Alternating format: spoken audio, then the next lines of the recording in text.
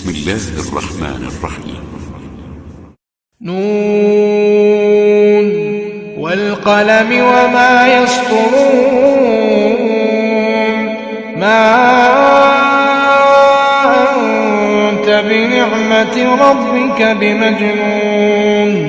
وإن لك لأجرا غير ممنون وإنك لعلى خلق عظيم فستبصر ويبصرون بأيكم المفتون إن ربك هو أعلم بمن ضل عن سبيله وهو أعلم بالمهتدين فلا تطع المكذبين ودوا لو تدين فيدهنون ولا تطع كل حلاف مهين هماز مشاء بنميم مناع للخير معتد أثيم عتل بعد ذلك زنيم أن كان ذا مال وبنين إذا تتلى عليه آياتنا قال أساطير الأولين سنسمه على الخرطوم إنا بلوناهم كما بلونا أصحاب الجنة إذ أقسموا ليصرمنها مصبحين ولا يستثنون فطاف عليها طائف من ربك وهم نائمون فأصبحت كالصريم فتنادوا مصبحين أن اغدوا على حرثكم إن كنتم صارمين فانطلقوا وهم يتخافتون ألا يدخلنها اليوم عليكم مسكين وغدوا على حرد قادرين فلما رأوها قالوا إنا لضالون بل نحن محرومون قال أوسطهم ألم أقل لكم لولا تسبحون قالوا سبحان ربنا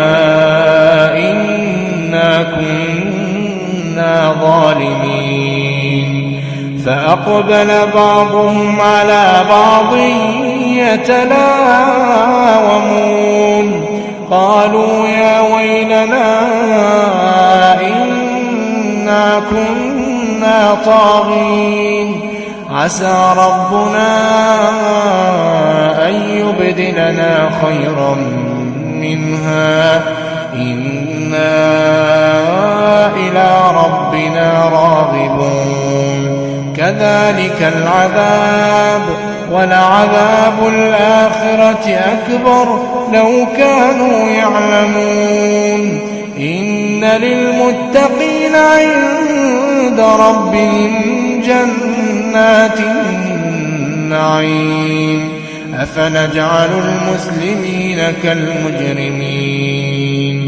ما لكم كيف تحكمون أم لكم كتاب فيه تدرسون إن لكم فيه لما تخيرون أم لكم أيمان علينا بالغة إلى يوم القيامة